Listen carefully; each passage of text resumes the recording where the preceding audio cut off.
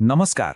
आपण केबे भाबिचंती कि आजिकाली गोटे निर्वाचन केवल भाषण कि रैली रे नुहे बरं डाटा और संख्या भितरे जिता जाई पारे। हाँ, आज आमे सही कथा देखिबा। बीरमित्रपुर निर्वाचन मंडलीर एक केस स्टडी नहीं बुझिबा केमिति गोटे डाटा चालित रणनीति पूरा राजनीतिर खेलकू बदलाई देई पारे। तेबे चालंतु एही रोचक यात्रा आरंभ करिबा। तेबे आजी आमर आलोचना गोटे पूरा सीधा रास्तारे जीव। आमे आगे निर्वाचनी पजल बा अडुआ सूताकू बुझिबा, तापरे भोटर मानक मनर कथा जानिबा, आउ शेषरे सेई डाटाकू नहीं गोटे शक्तिशाली 90 दिनिया प्लान को देखिबा।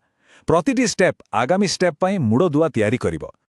हौ तेबे आमर प्रथम भागकू आसिबा।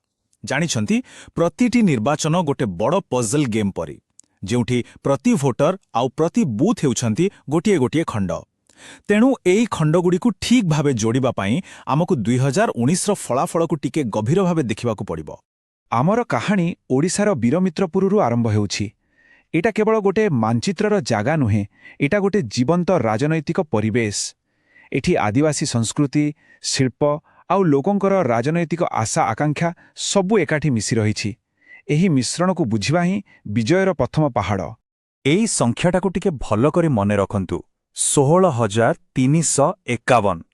एइटा केवल गोटे नंबर नुहे, एइटा होउछि 2019 रे हारिबार व्यवधान। माने एइटा ही सेई पहाड़ जाहाकू चढ़िबाकू पड़िबो। आमर पूरा रणनीतिर लक्ष्य होउछि एही व्यवधानकू केवल भरिबा नुहे, बरं एहाकू पार करिबा। अच्छा, एते संख्या कथा तो हेले, किंतु प्रकृत कहानी तो एही संख्या पछरे थिबा लोकमानंक भितरे लुचि रहिछि। एबे आमे बीरमित्रपुरर भोटरमानकू गभीर भावरे बुझिबाकू चेष्टा करिबा। सेमाने किए आउ सेमाने काहेकि गोटे निर्दिष्ट प्रकाररे भोट दियंती। चालंतु एही रहस्यकू खोजी बाहर करिबा। देखंतु बीरमित्रपुरर जनसांख्यिक चित्र एकदम स्पष्ट कथा कहूछि। एठी प्राय 37% भोटर हेउछंती अनुसूचित जनजाति। एहार सीधा सड़क अर्थ हेउछि एही निर्वाचन मंडलीर भाग्य आदिवासी संप्रदायर हातरी। तेणु जेकोसी भी विजय रणनीति को एही संप्रदायर आशा आकांक्षा आउ समस्यागुड़िकू केन्द्र रखिबाकू ही पड़िबो। एही टेबुलटेकू देखंतु।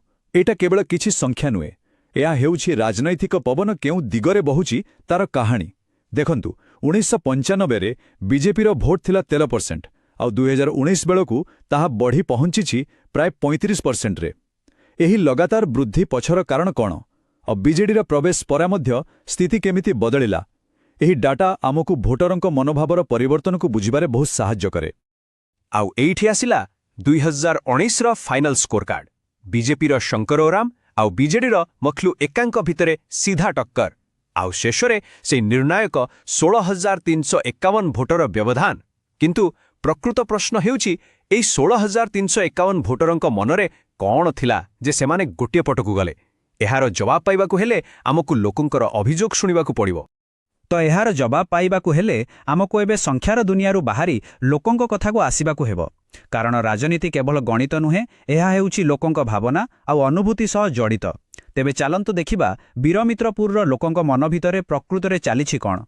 एगुड़िक केवल किछि साधारण अभियोग नुहे, एगुड़िक हेउछि लोकंक विश्वास रे पड़िथिबा फाट। भाबी देखंतु, प्रतिटी अपूरणीय प्रतिश्रुति, प्रतिटी खालिखमा रास्ता, गोटिए गोटे हजि जाइथिबा भोट। एई समस्यागुड़िकू जीए ठीकरे बुझिपारिबो, रणनीति ता पाई सहज होइजिबो। ठीक अछि, तबे आम पाखरे समस्या अछि। सही 16,351 भोटर व्यवधान। आउ आम पाखरे तार कारण भी अछि, लोकंकर सही अभियोग सबु। एबे आसंतु समाधान कथा देखिबा। एक सुचिंतित चारिदिंगीय रणनीति जहा एही आह्वानर मुकाबिला करिबा पाई तयारी होइछि। एई चारोटी स्तंभकू देखंतु। एमाने अलगा अलगा नुहंती, सबु एकाठी मिसी काम करंती। गोटे भल कहानी बिना सांगठनिक शक्ति दुर्बल होई जाए, आउ ठीक संबल बिना कोनोसी योजना भी कागज रे ही रही जाए। एहा हेउछि गोटे संपूर्ण सिस्टम जेउठी प्रतिटी अंश अन्यकू शक्ति दिए।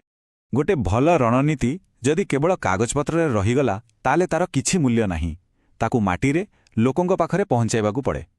तेबे एबे आमे देखिबा एही चारि स्तंभीय सिद्धांतकू केमिति गोटे 90 दिनर पक्का कार्य योजना रे परिणत करा जायछि। देखंतु, एइटा गोटे 100 मीटर दौड़ नुहे, एइटा गोटे माराथन जहा शेषरे स्प्रिंट रे बदली जाए। प्रथम 60 दिन रे चुपचाप काम हुए, मूलदुआ पका जाए।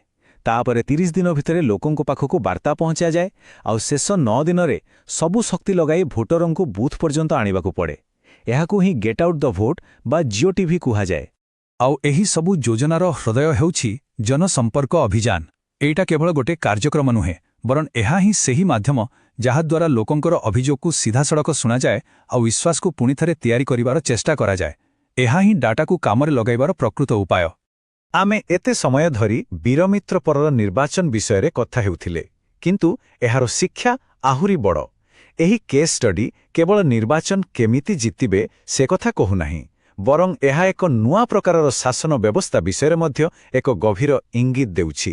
ଏହି ଗୋଟିଏ ବାକ୍ୟ ଭିତରେ ବୋଧହୁଏ ସବୁକିଛି ଲୁଚି ରହିଛି। ରାଜନୀତିରେ ଭିଡ଼ କିଣାଯାଇପାରେ, ବଡ଼ ବଡ଼ ଶବ୍ଦ ଭଡ଼ାରେ ବି ମିଳିପାରେ, କିନ୍ତୁ ପ୍ରକୃତ ବିଜୟ ପାଇଁ ଲୋକଙ୍କ ବିଶ୍ୱାସ ଜିତିବାକୁ ପଡ଼େ। ଆମର ସମଗ୍ର ରଣନୀତିର ମୂଳ ଲକ୍ଷ୍ୟ ହେଉଛି ଲୋକଙ୍କ ସମସ୍ୟାକୁ ବୁଝିବା, ତାର ସମାଧାନ କରି ସେହି ବିଶ୍ୱାସକୁ ପୁଣିଥରେ ହାସଲ କରିବା। ତେବେ ଶେଷରେ ପ୍ରଶ୍ନ ଏୟା ରହୁଛି, ଏଇ ଡାଟା ଆଉ ତଥ୍ୟ କ'ଣ କେବଳ ନିର୍ବାଚନ ଜିତିବାର ଗୋଟେ ଅସ୍ତ୍ର, ନା ଏହା ଲୋକଙ୍କ ସହିତ ଏକ ନୂଆ, ଅଧିକ ସ୍ୱଚ୍ଛ ସମ୍ପର୍କ ତିଆରି କରିବାର ଏକ ମାଧ୍ୟମ? ଏହା ଆମ ରାଜନୀତିକୁ କେଉଁ ଦିଗକୁ ନେବ ତା ଆଗାମୀ ସମୟ ହିଁ କହିବ। ଏହା ନିଶ୍ଚୟ ଚିନ୍ତା କରିବାର କଥା।